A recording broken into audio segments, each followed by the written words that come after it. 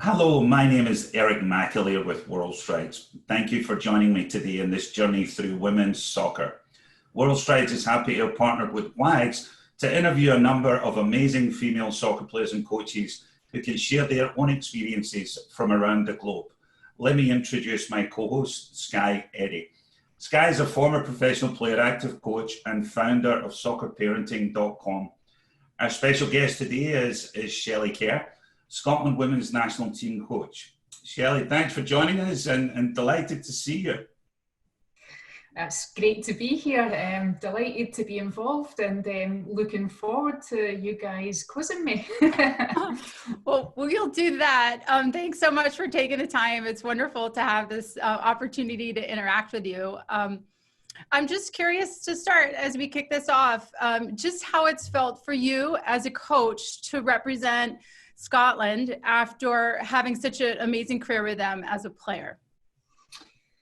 I think it's when you're a little girl, growing up, and, it's like any sport, you have a dream, you represent your country, you're running about a local pitch and kicking the ball. And so to go and do that is fantastic, but then to actually be at the helm and be the leader of a group of fantastic players, it's just the pinnacle, obviously, in your coaching career. And I'm really passionate about my country, passionate about football. So to actually be the national team head coach at the Scottish women's national team is fantastic. It's almost, what dreams are made of.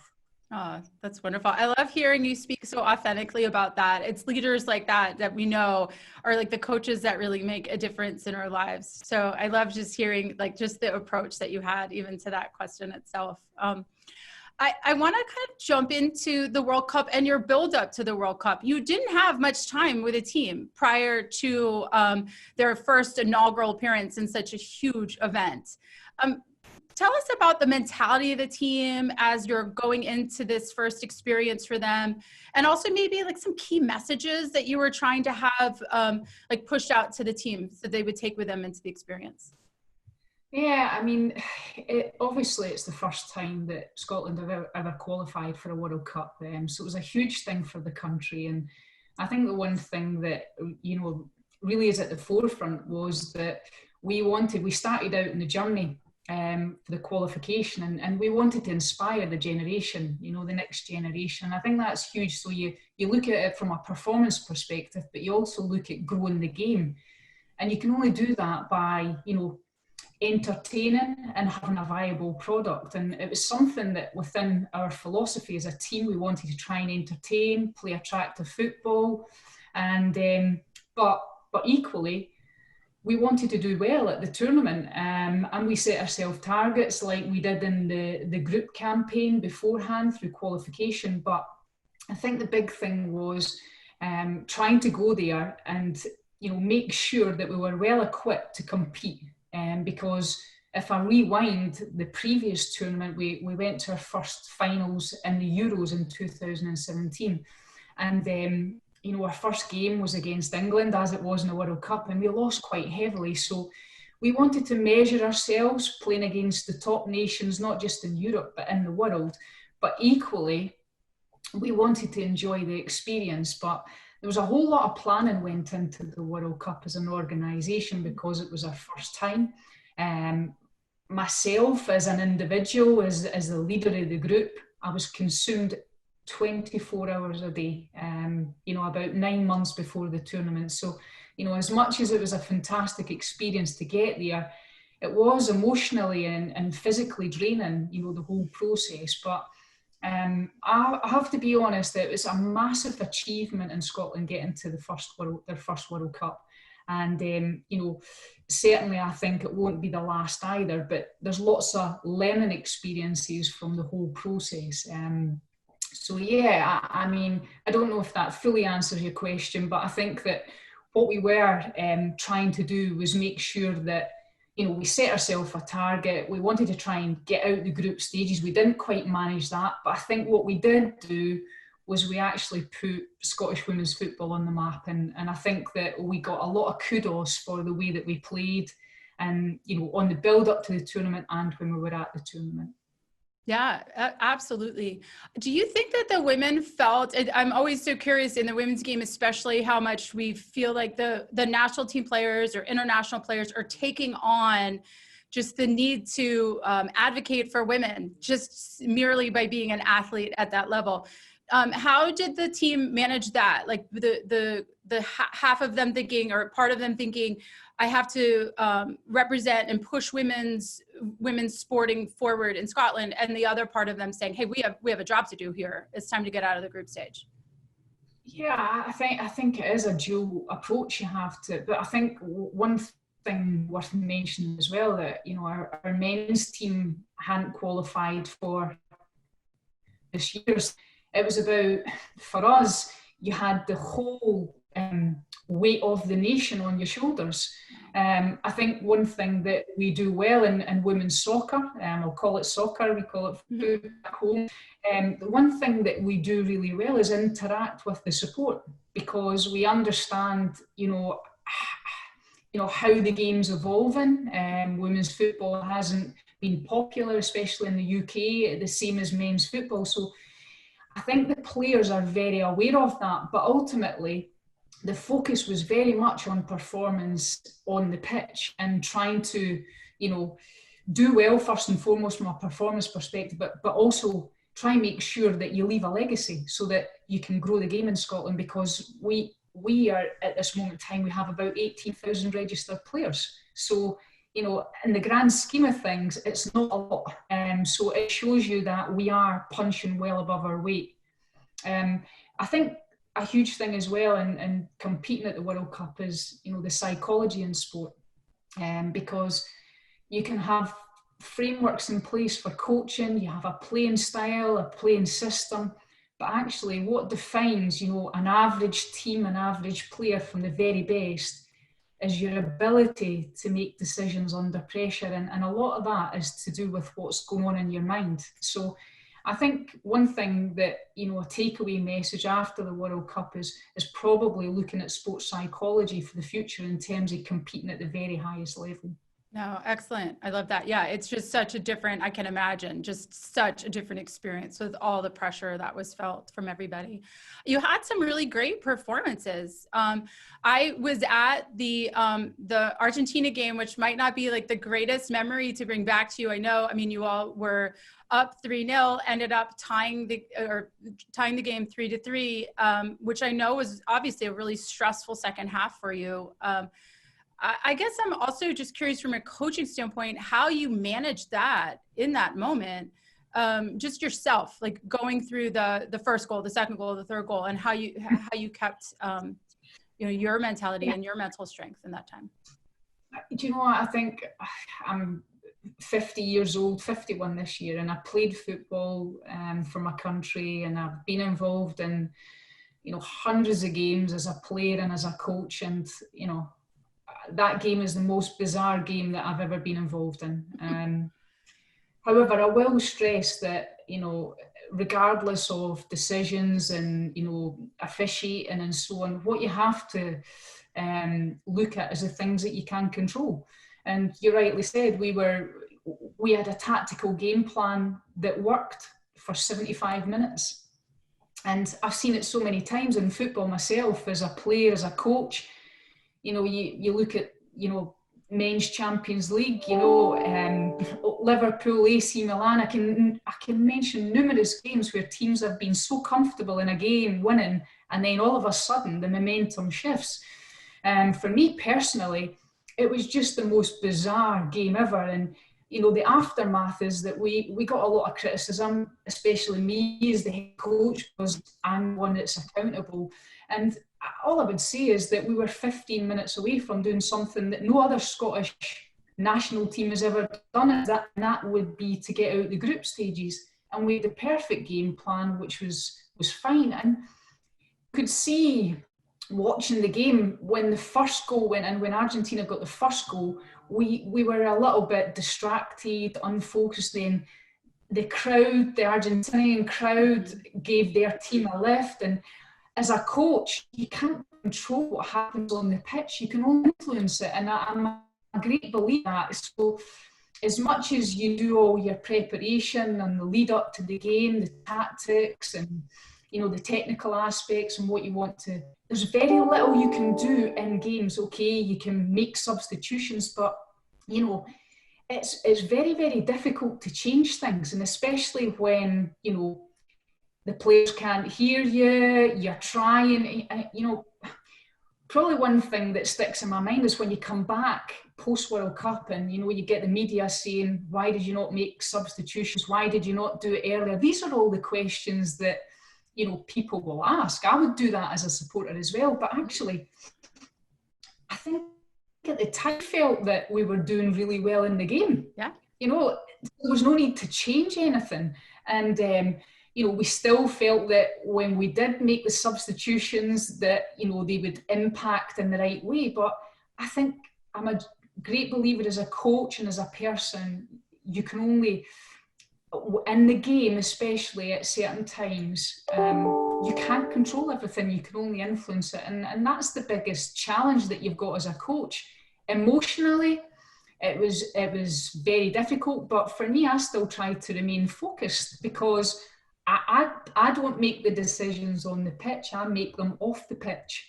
So as much as it was hard to see it unfold. I kind of, when the second goal went in for Argentina, I thought, we're going to have problems here, because I've seen it so many times, and that's hard because you really can't do anything about it. All you can do is try and get little messages on to try and get the players to calm down and be focused and stay focused. But yeah, there's a whole lot of emotions are going on in your head. But I think the biggest thing for me was trying to stay calm so that the players could see that I was calm. And you know, did that transfer onto the pitch? I don't know, but was certainly that it was conscious thought, like, I'm actually going to stay calm, like, it's so important to me in this moment to stay calm so the players see that from me? Was that a conscious thought of yours? Yeah, absolutely. And we got some messages on to the players that were nearest the dugout to, you know, maybe two wide players especially, to tuck in, and we didn't need to go and chase the game and try and relax and keep the ball. But it was the most frantic, I would probably say 12 minutes that I've ever experienced, just watching the game. And watching it as a coach and knowing that you can't really physically do anything is very tough. And I'm not alone in that. There's so many other coaches who, you know, would feel the same. So, but I think that obviously there was things that I think didn't go our way. And I don't want to criticise the match officials, because ultimately we need to look at what we can control, and that was being 3-0 up. But I do think that was very unique. I think that to put VAR into place for the World Cup and not having experienced that, there was a whole host of things that, you know, certainly from a performance perspective was very, very challenging. And then to have it be such a, like, the goalkeeper barely moved, like, you can go back and you can see that. So I know that is just got to be frustrating, but it's also part of sport. And it's part of the history and the story of Scotland women's football now. You know, like, this becomes part of your DNA. And I know that just like an individual experience for an athlete will change them, this experience will, you know, really push the national team forward as well. And I think, Shelley, just what I can do, obviously, as a Scotland fan, I can criticise the officials, you can. Yeah. I was trying to do that from a goalkeeper's perspective. Let me. No. But just a quick question, Shelley, on you know, Sky, same direction there. Obviously, thinking back to the history of Scotland versus England and your, you know, historical, your own personal experiences of having played and managed in England, and kind of looking over the fence or looking over Hadrian's Wall at England, you know, the budget and the professional league, and, you know, the kind of comparison of both countries. What was your, you know, emotions and your journey as, you know, number one, finding out you've got England the first game, but your preparations for that, and especially your own experiences, just, you know, the irony of all of that as well, Shelley? Yeah, I mean, we had obviously the Euros in 2017. We drew England in the group, and when we were at the draw over in Paris, obviously watching the draw unfold, I thought, our first World Cup, how unlucky is this draw? Because it was, you know, let's be honest, it was a horrific draw for us. You know, we're, you know, Scotland, and we draw England, who are one of the favourites to win. You've got Japan, who have been previous winners, previous runners-up, and then, you know, then we get Argentina, who are a good, you know, South American up-and-coming, you know, team with some fantastic individuals. So I smile because I'm thinking we've done brilliant to get here, and, you know, you're at a World Cup, you're going to get the best teams in the world, so let's try and measure ourselves against the best. That was my train of thought all the way through it. But having England the first game, you're conscious of what happened previously at the Euros. You know, we lost 6-0. And certainly I felt that we had improved massively since then. Of course, we had some injured players in 2017. We got them back to full fitness. But I felt that we had developed our playing style massively. And I thought, do you know what? It's the first game. You know, you never know what's going to happen in football. And I think that when that game, I remember a moment the night before we went to the stadium in Nice, the Stade de Nice, and that was when I had my real moment of, this is really it. Because up until that point, I was so consumed by everything. Really, I'm 100 miles an hour, I'm football 24/7, and I was so consumed by it. So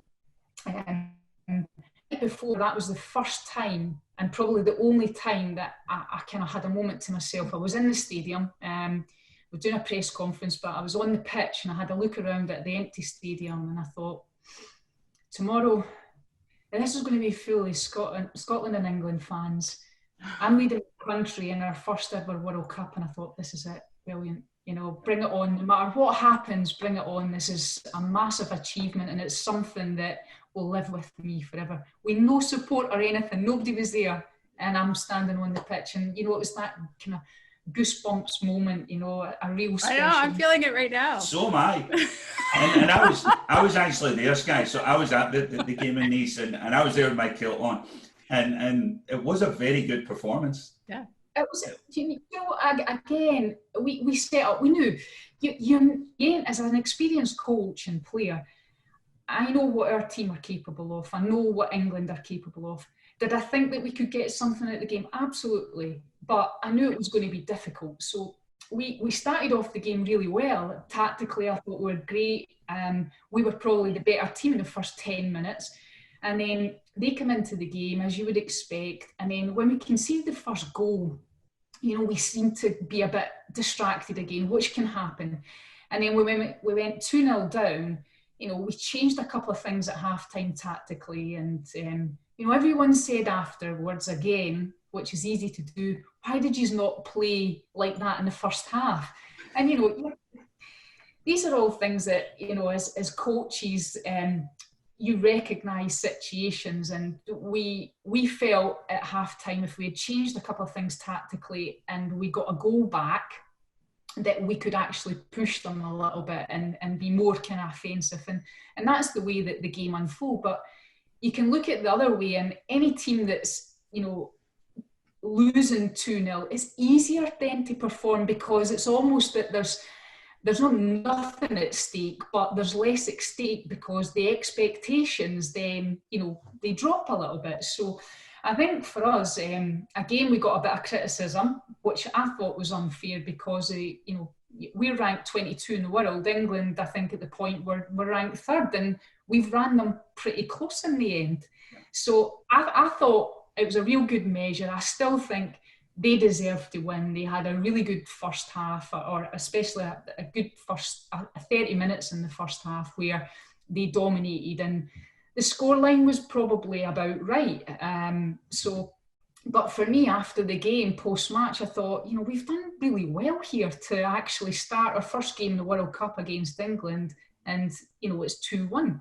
I've got to be honest, myself and my coaching staff and support staff, without saying this openly at the time, we always felt that it would come down to the last game in the group. You know, we felt that it could come down to the last game against us in Argentina, and we were prepared for that. Albeit we went into every single game with, you know, the game plan of, we want to get something out of this game. So, but again, you know, the England game was a real measure that we had bridged the gap, and I genuinely believe that we have bridged the gap 100%.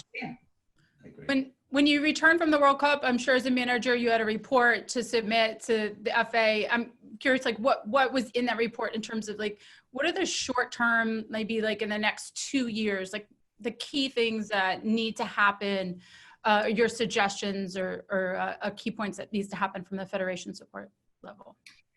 Yeah, I mean, I think that more investment is huge, because we still have some players that are not in a professional environment when they're playing in the national team. Domestically in Scotland, we need to have more competition, and we need to try and make sure that there's more players in Scotland that are getting supported financially so that they can train more.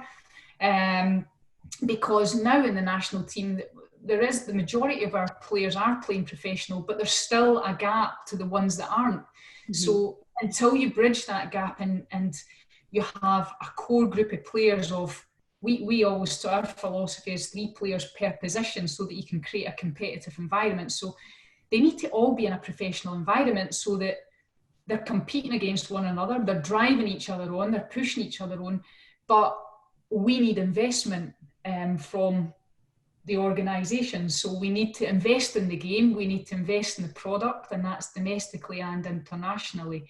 We need to invest in the workforce, the expertise, and it's small steps, but to go one step further, we're in the process right now of going through putting together a new strategic plan for the whole Holy Girls Women's Football.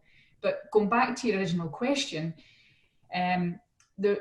we had a project team set up for the World Cup. So post World Cup, every area and every person responsible in that project team had to put a report in. So there's a whole host of takeaway messages from the experiences at the World Cup, from logistics to performance off the pitch to sports and medicine to high performance and so on. So I think the key ones from a performance perspective is, how do we look at our physical conditioning? Because after the report from FIFA from the World Cup, we done well in a lot of categories in terms of our tactical performance, but physically we have definitely got to improve in that area, and I think it's a fundamental at the top level of football. I think the USA women's soccer team set themselves apart because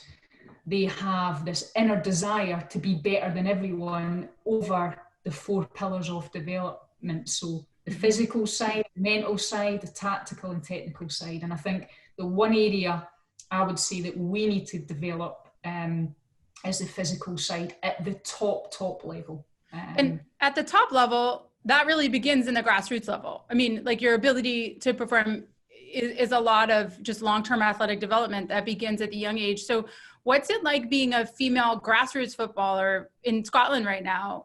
What is it like for a 12-year-old that is really passionate about the game?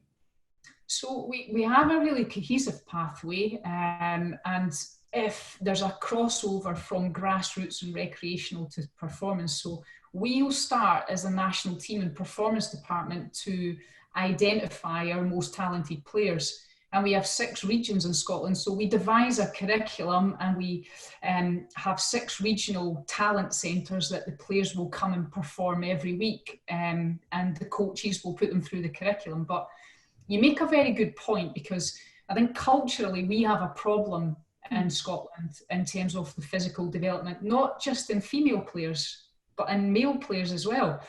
And it's diet and nutrition, it's that whole holistic approach. And almost, if you don't do it early enough, then the training years are gone.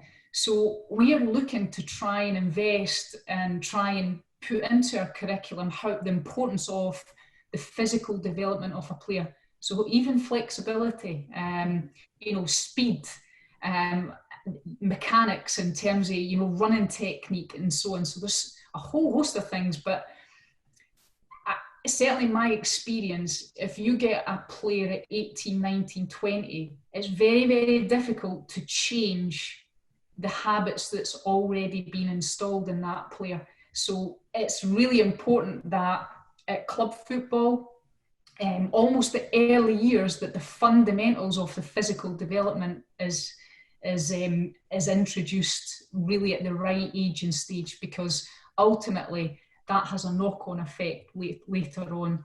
I also think the tactical and technical side, people think that's the most important, but you need to have, if you were to imagine all kind of checklist in each of the 4 pillars, you can't have 3 out of 4, you have to have 4 out of 4 at the top level. You know, if you can be the most talented player, but if you don't meet the criteria from a physical aspect, you won't be able to execute what you're supposed to do in terms of, you know, the tactical and technical elements.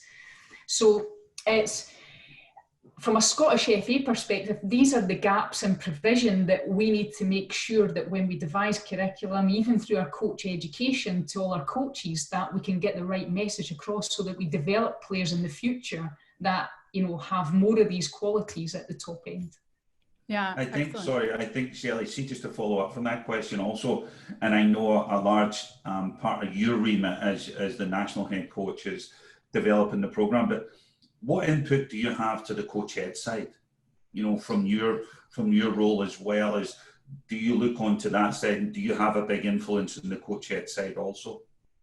Well, I'm actually going to be involved in delivering tutoring at the UEFA B licence, and that's a kind of generic coach. It's not female only, it's mixed. So I'm going to be doing that next week, well, over the next 2 weeks. But to answer your question in terms of the girls and women's performance pathway, we have a football blueprint whereby we have a way of playing, we have a way of, over the 4 pillars, in position specific and how we want to develop players. So that information is shared internally, externally, to all the key stakeholders in the women's game. And, you know, it's not a secret. You know, everyone in the girls and women's game should know how the Scottish national team want to play, how we want to develop players. And I think that's important. The one downside to that is you might get difference of opinion. So a club coach might not want to play in the same way or develop the players in the same way. But I'm a great believer that our strategy has to involve a football blueprint where we know what we want to develop in our players. And that's so important. People might not agree with it, but you have to have the fundamentals in place over the 4 pillars of development. So it's something that we've worked really extensively on over the last 2 or 3 years. And you know, I'm quite confident now that when you go out into our regions in Scotland, that people will know, you know, how we want to develop our football players from a girls and women's performance perspective. That's really exciting to think about that clear pathway. So the 13 or 14-year-old that you've developed and to the high performance pathway, so to speak, are they getting more attention? Are they having more interactions with the federation on a regular basis, or with you or your staff? Yeah, well, they will come once a week, so they'll train at their clubs and then they come into our programme, the ones that we identify as being talented players, and they'll come in and we'll provide football sessions. We'll break it down over the tactical elements and obviously the technical elements. They will have feedback assessment forms that they fill in as well as we do, so they'll get a scoring system in terms of how they're developing. There's a battery of testing done. You know, I think it's probably 2 and 3 times a year that they get a battery of testing so that we can measure their progress. And, you know, you've got to be mindful as well that maturation, you know, with maturation comes people can grow at a rate of knots, then they can slow right down. So we have to have the experience of obviously guiding them through that process as well.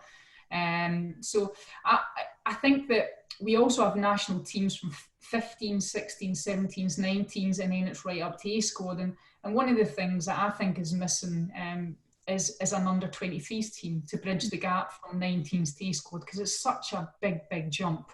Absolutely. We've also got a programme in place where we're trying to look at education as well, and in terms of academic education, because, you know, I think that's hugely important that we give players an opportunity to do both. similar to the collegiate system that you guys have in the US, we've got performance hubs where the players can go and study as well as come and play football as well. So that's great.